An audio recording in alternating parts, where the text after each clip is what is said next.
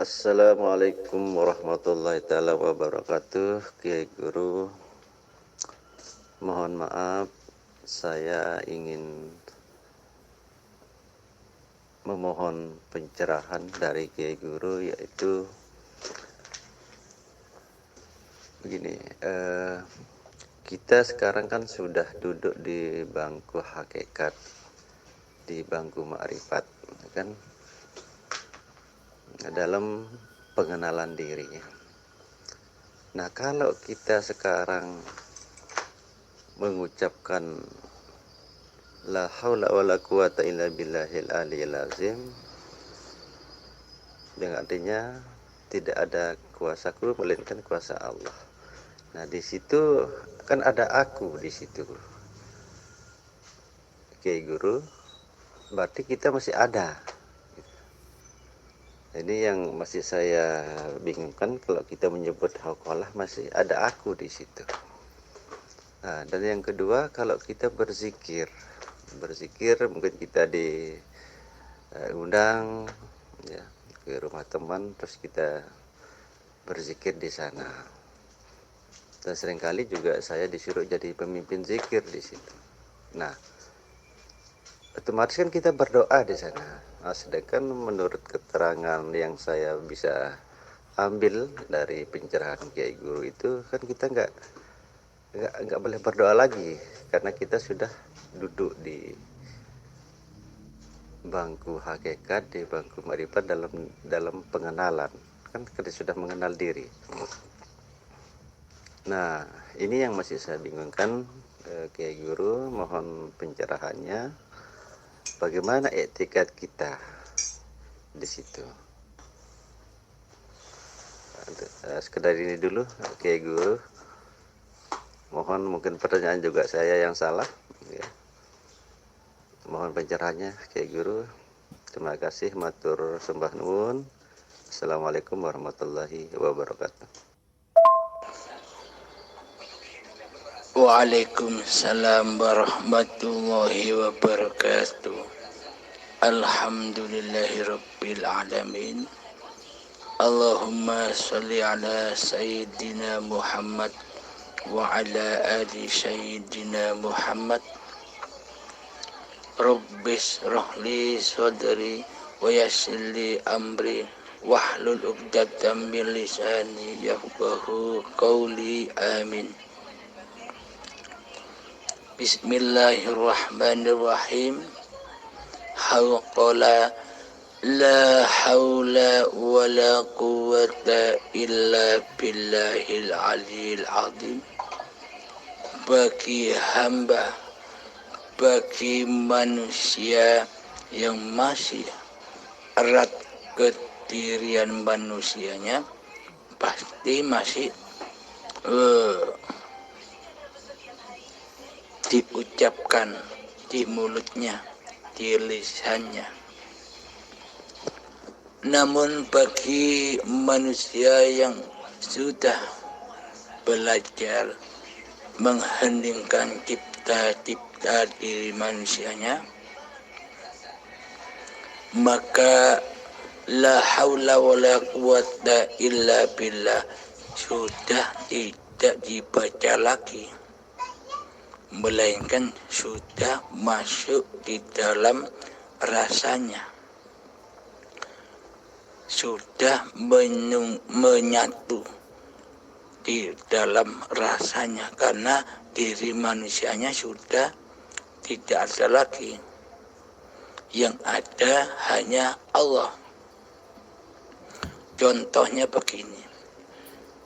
Ketika Anda merasa punya kekuatan, daya upaya dan ikhtiar, punya kekuasaan, apakah Anda harus mengatakan aku Halim, punya kekuasaan, daya upaya dan ikhtiar adalah milikku Halim? Masa kita mau mengucapkan di mulut kita, sedangkan yang kita tuju adalah diri kita sendiri? Yang ada kan hanya merasakan bahwa kekuatan, kekuasaan daya upaya dan ikhtiar itu memang milikku hamba. Kan diam. Sama halnya bila sudah nyata Allahnya di hati bahwa hidup ini Allah, maka bacaan itu sudah tidak disebutkan lagi, sudah tidak dinyatakan lagi di dalam lisan, akan tetapi sudah masuk di dalam hati.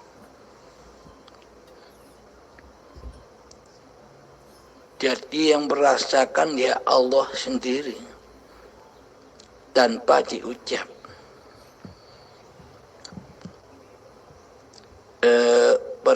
Pertanyaan yang kedua adalah jika sudah mengenal ma'rifatullah, ketika kita diundang di dalam sebuah acara, ketika kita berdoa, apakah masih ada pengakuan diri manusianya di dalam berdoa itu? Nah, ketika sudah nyata Allahnya, maka seluruh aktivitas itu tetap kembali kepada Allah. Jadi manusianya sudah tidak fokus dengan doa-doanya. Akan tetapi meskipun doa itu terlantun, hambanya hanya menyaksikan Allah lah yang mengadakan doa ini. Jadi sambil lalu saja, seperti kita ketika duduk, kita menyaksikan Allah lah yang mendudukkan, Allah lah yang memberdirikan, Allah lah yang mensolatkan, Allah lah yang memberankan doa ini. Jadi semuanya kembali kepada Allahnya. Meskipun kelihatannya di sisi manusia masih ada permintaan atau berdoa. Akan tetapi di dalam hati hambanya yang sudah mengenal Tuhannya, doanya ya seperti sambil lalu saja. Karena manusianya sudah tidak berfokus kepada apa yang diminta, akan tetapi berfokus kepada siapa yang menggerakkan doa ini, siapa yang membisahkan doa ini, siapa yang bisa berkalam-kalam di dalam doa ini, siapa yang bisa mengadakan keadaan ini.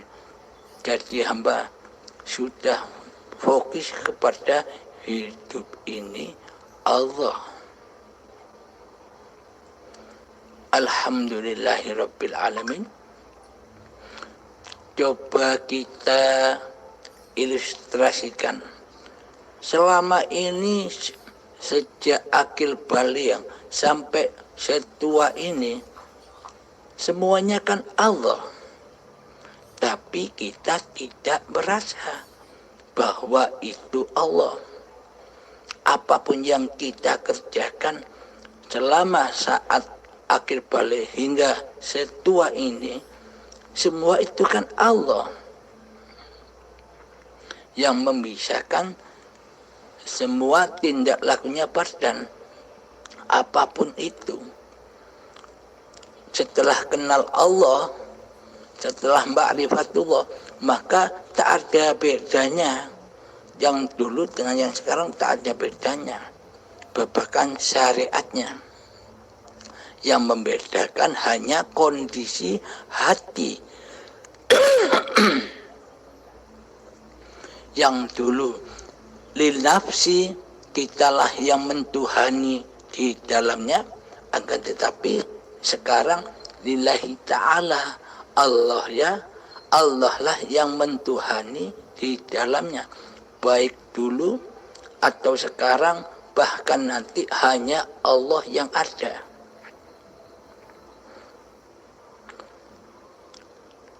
Jadi yang dulu, yang sekarang sama-sama Allahnya.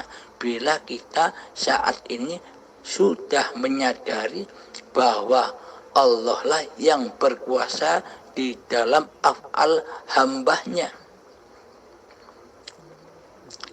bagi mereka yang belum menyadari, tidak akan rela dan ridho, tidak akan percaya bahwa semua ini adalah Allah. Masa Allah begini, masa Allah begitu, maka tak akan rela dan ridho. Karena yang mentuhani, karena yang menjadi penguasa adalah hawa nafsunya yang merasa menjadi Tuhan. Dikira Tuhan, dikira Allah tidak bisa apa-apa, hanya diri kita saja yang bisa. Seolah-olah kan begitu. Masa Allah mancing, masa Allah merokok. Nah, seolah-olah kita yang berkuasa daripada Allah. Seolah-olah Allah tidak bisa mancing, seolah-olah Allah tidak bisa merokok. Jika tak ada hidup, apakah ada peristiwa mancing? Bila tidak ada hidup, apakah ada keadaan merokok? Nah, berarti selama ini kan bukan manusia, akan tetapi hidup Allah. Yang ngapa-ngapain itu ya Allah, yang belanja ke pasar ya Allah, yang memasak di dapur ya Allah. Tergantung manusianya menyadari bahwa hidup ini Allah, ataukah masih menyadari bahwa hidup ini hidup manusianya. Nah, bedanya di situ.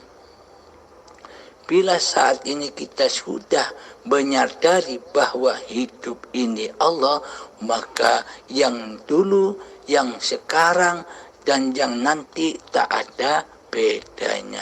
Semuanya adalah af'alullah, ya lakunya Allah sendiri. Bukti nyatanya di dalam Al-Quran, yang mana Allah berargumen dengan Kanjeng Nabi Muhammad.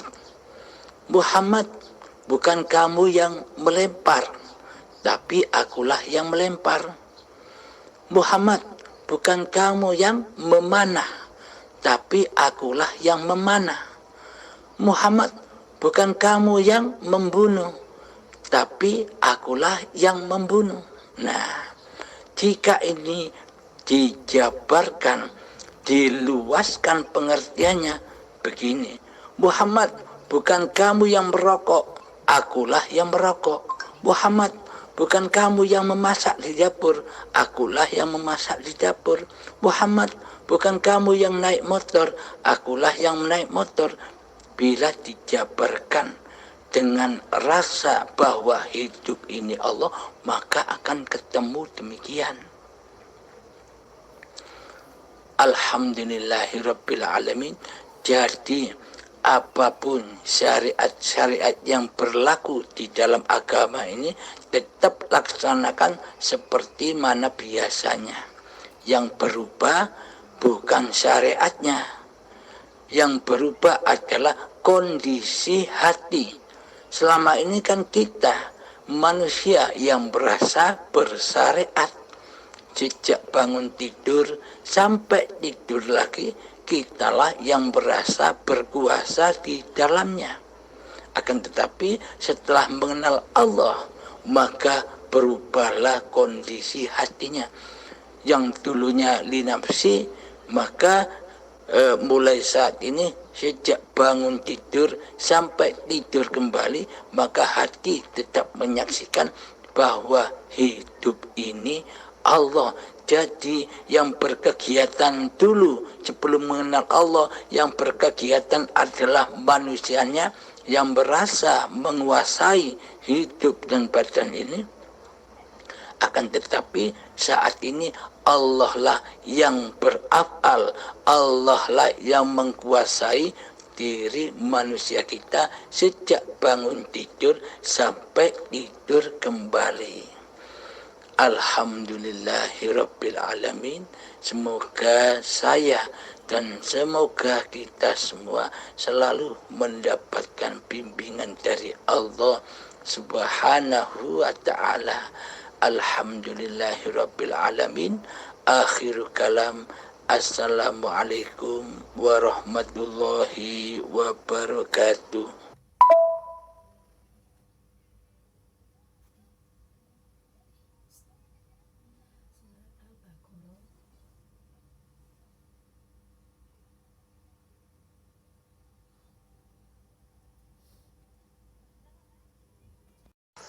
Matur sembah nuwun Kyai Guru, alhamdulillahirabbil alamin.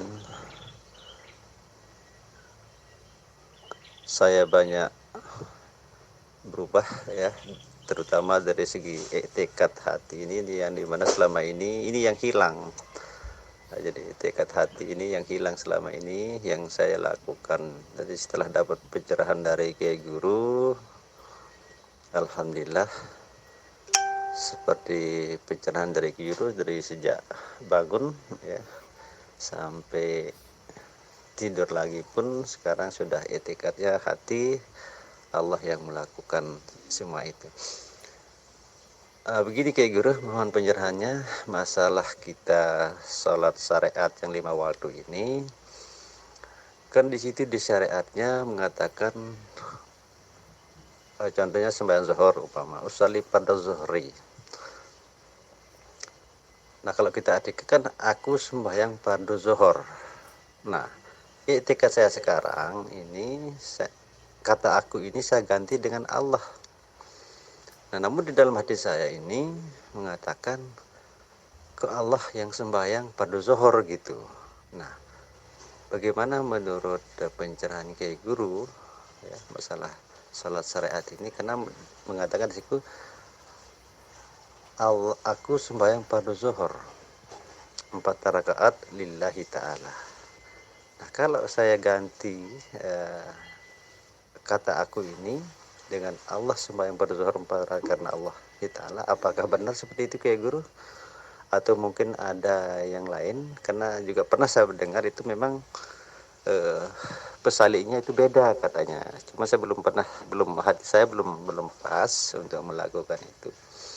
Nah kalau kita masih mengatakan kata aku ini berarti ada aku hamba. Jadi Allah enggak wujud gitu loh. Menurut pandangan saya Kyai Guru. Terutama yang masih saya bingungkan untuk melakukan sholat syariat yang 5 waktu ini. Tapi kalau saya ngambil kesimpulan yang barusan Kyai Guru ulaskan, terangkan, itu memang semuanya adalah Allah yang melakukan.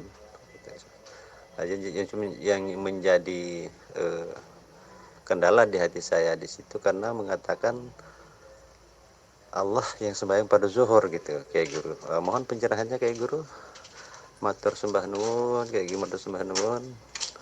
Insyaallah semoga Allah mengizinkan nanti saya kepingin berkunjung sebenarnya sama Kyai Guru ini ya, ingin berkunjung silaturahmi langsung dan biar bisa langsung ketemu sama Kyai Guru. Insyaallah kebetulan istri saya ini dari Banyuwangi Kyai Guru, nah, jadi sering ke Jawa juga saya. Insyaallah nanti saya berkunjung Kyai Guru insyaallah. Matur sembah nuwun Kyai Guru, saya tunggu pencerahannya. Matur sembah nuwun, matur sembah nuwun.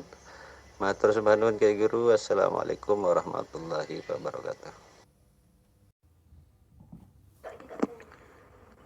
Alhamdulillahirabbil alamin. Bila dikatakan menyembah, bila dikatakan mengabdi, contohnya di dalam sholat, persyaratan menyembah adalah harus yang disembah dan yang menyembah haruslah ada, sama-sama ada. Allahnya wujud, manusianya juga wujud. Nah ini yang dimaksud persyaratan menyembah atau mengabdi.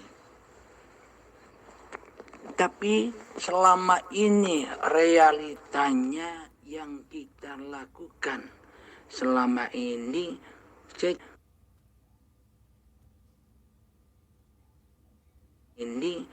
sejak detik akil balik sampai setua ini, apakah Allahnya wujud? Apakah Allahnya hudur? apakah Allahnya nyata? Nah, bila Allahnya tidak wujud, bila Allahnya gaib, bila Allahnya tiada, lalu selama ini kita nyembah apa?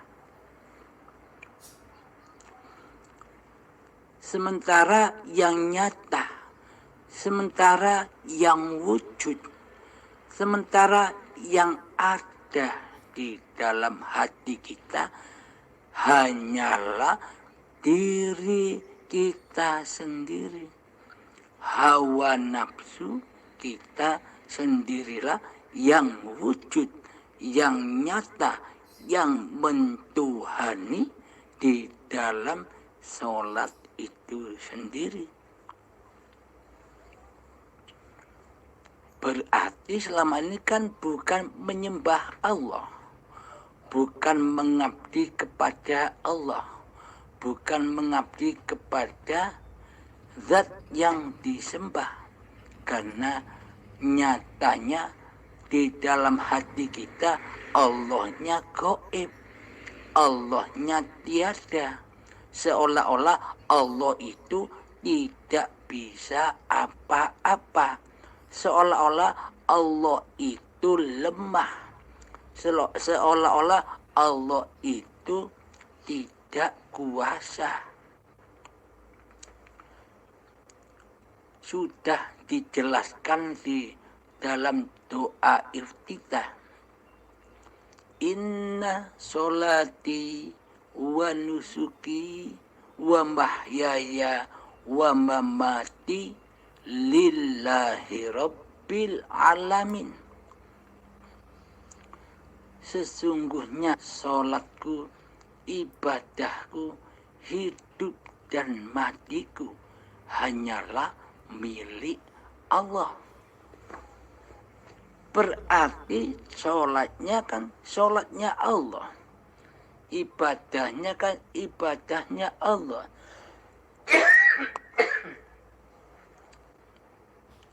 Hidupnya kan hidupnya Allah. Allah maha menghidupkan dan Allah maha mematikan. Bila tidak ada hidup, apakah ada sholat? Bila tidak ada hidup, apakah ada ibadah? Jadi yang dimaksud bukan Allah sholat kepada Allah. Bila manusianya masih wujud, pasti menuduh, menyangka seolah-olah demikian.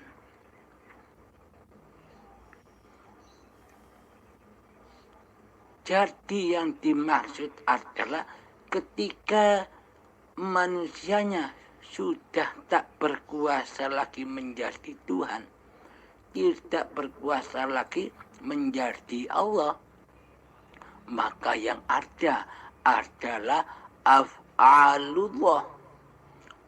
Sejak bangun tidur sampai tidur kembali yang ada hanya af'alullah, karpe Allah dewe, kehendak Allah sendiri. Nah, untuk mempraktekkan di dalam niatan sholat, yakni ketika kita akan melaksanakan sholat, kita sudah menyadari bahwa seluruh keadaan ini adalah Allah, af'alullah. Jadi apapun tuntunan-tuntunan yang sudah dituntun oleh syariat, lakukan saja, tapi di dalamnya ini bukan syariat manusianya lagi. Bila yang terjadi masih syariatnya manusia, maka Anda bakal bingung. Masa Allah nyembah Allah? Masa yang sholat kepada Allah, Allah? Bingung. Maka dihancur leburkan dulu manusianya biar tidak menjadi Tuhan, agar tidak bingung. Maka ketika manusianya sudah rela dan ridho bahwa sebenarnya manusia ini gaib, tiada, tak nyata, mati, maka yang terjadi adalah af'alullah. Jadi yang menggerakkan, yang bersyariat, yang berniat, yang berkomat kamit membaca doa di dalamnya sudah bukan manusia lagi. Jadi sudah tidak ada perselisihan. Karena pelakunya ya Allah sendiri. Bila Allah sendirian, siapa yang mau menselisihkan? Wong itu af'alnya sendiri. Sama seperti Anda sholat. Jika Anda dinilai oleh orang lain, pasti ya bingung. Tapi bila Anda sholat sendirian kan enak. Sesuai dengan kehendak, af'al dan kekuasaan Anda sendiri. Sama halnya ketika sudah nyata Allahnya, maka yang beraf'al, yang berniat, yang bertakbir, yang berdiri, yang sujud ruku, semuanya kan af'alullah. Bukan maknanya Allah nyembah Allah, bukan Allah sholat kepada Allah, tapi yang terjadi adalah af'alullah, kuasanya Allah. Allah lah yang maha memerankan seluruh hamba-hambanya. Karena Allah lah sebagai wali tunggal seluruh manusia. Karena yang menghidupi manusia adalah Allah. Jika sudah Allah yang menghidupi manusia, maka terserah Allah. Syariat-syariat yang dikerjakan oleh manusianya juga terserah Allah. Ada yang diperjalankan di dalam agama Islam, ada yang di Nasrani dan sebagainya. Jadi yang terpenting kita tidak memandang manusia lain. Ilmu hakikat dan makrifat ini adalah ilmu kaji diri. Jadi yang dikaji hanyalah diri pribadi, tidak membahas orang lain. Maka dari itu, ketika sudah nyata bahwa hidup ini Allah, maka sudah Allah bersendirian. Tak ada yang ikut menilai lagi. Jika manusianya masih wujud, pasti bingung, pasti banyak pertanyaan-pertanyaan. Akan tetapi bila manusianya sudah tak berkuasa lagi, maka Allah lah yang bersendirian. La ilaha illallah, la haula wa la quwata illa billah. Maka terputuslah manusianya. Jika sudah Allah, maka fanahlah, maka hancur leburlah kekuasaan manusianya. Alhamdulillahirabbil alamin. Semoga kita semua selalu di dalam bimbingan Allah Subhanahu wa ta'ala. Alhamdulillahirabbil alamin. Akhiru kalam. Assalamualaikum warahmatullahi wabarakatuh.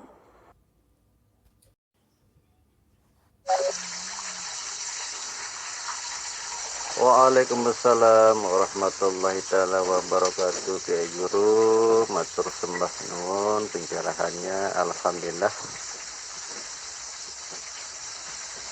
semoga saya bisa mengambil hikmah pencerahan dari Kiai Guru ini, yang dimana selama ini saya bingung Kiai Guru untuk melakukan syariat ini. Ya, jadi alhamdulillah sekarang sudah jelas, berarti kita serahkan semua itu af'alullah, jadi niat di hati itu ada af'alullah. Insya Allah Kiai Guru matur sembah nuwun penyerahannya. Semoga kita semua selalu diberikan kesehatan, keselamatan, dan keberkahan dari Allah Subhanahu wa taala. Kita mohon semoga kita juga selalu dalam bimbingan serta petunjuknya. Amin. Alhamdulillah. Amin amin ya rabbal alamin. Matur sembah nuwun Kiai Guru. Assalamualaikum warahmatullahi wabarakatuh.